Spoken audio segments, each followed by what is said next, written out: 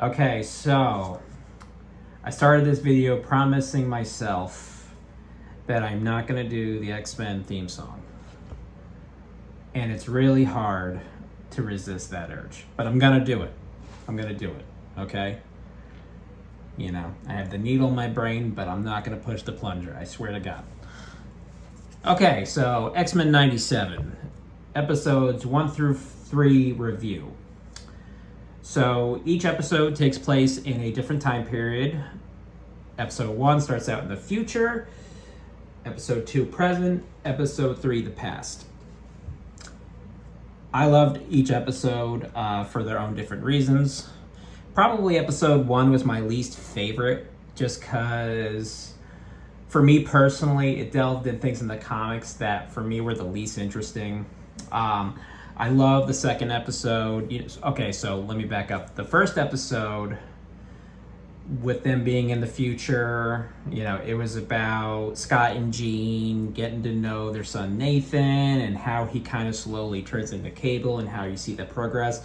They're trying to convince him from not turning into Cable, but everyone knows, we all know here, he's going to turn into Cable. So, but it was a good episode, solid, fun. I'll tell you one thing, they didn't waste any time going straight into this season. One thing I need to talk about is the little drummer boy they put into this episode. Probably one of the most ridiculous mutants I've ever seen in my life. So it was basically this Civil War drummer boy that had mutant powers. Every time he hits the drums, powers just shoot out, and diseased, he shoots these beams that give people diseased skin or something. And the first time I ever watched it, I watched a clip before watching the episode of the little drummer boy dude, and I just had this look of, huh?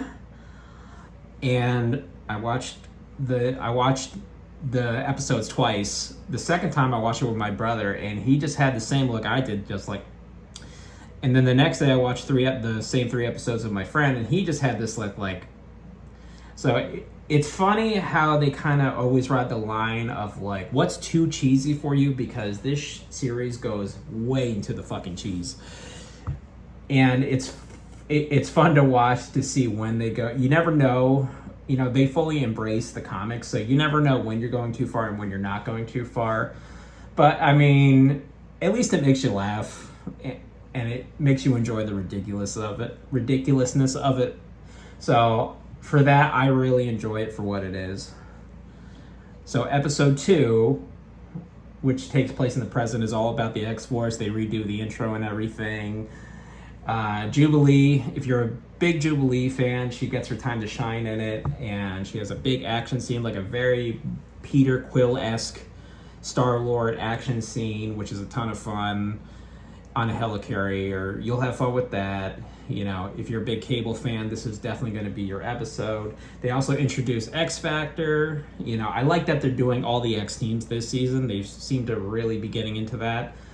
I'm all for it. Bring on more of it. I'm happy to see Strong Guy. Strong Guy was always one of those characters that looked so ridiculous to me that I kind of dug him.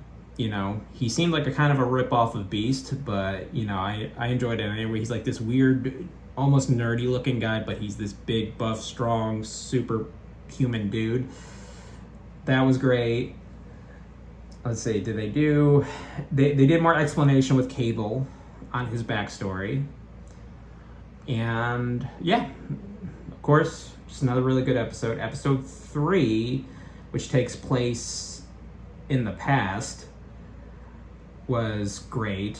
I finally got a little bit of origin story on Apocalypse's origins. And I always wanted to, I always wanted to ask, is there an Apocalypse origin, comic series, a mini series that just explains his origin? If there is, I would love for somebody to let me know, because I would love to read that, because I've always been curious about his backstory.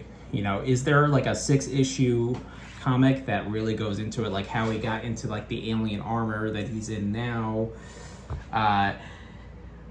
They do a lot of interesting stuff between Magneto and Ensopinor, which is Apocalypse's real name.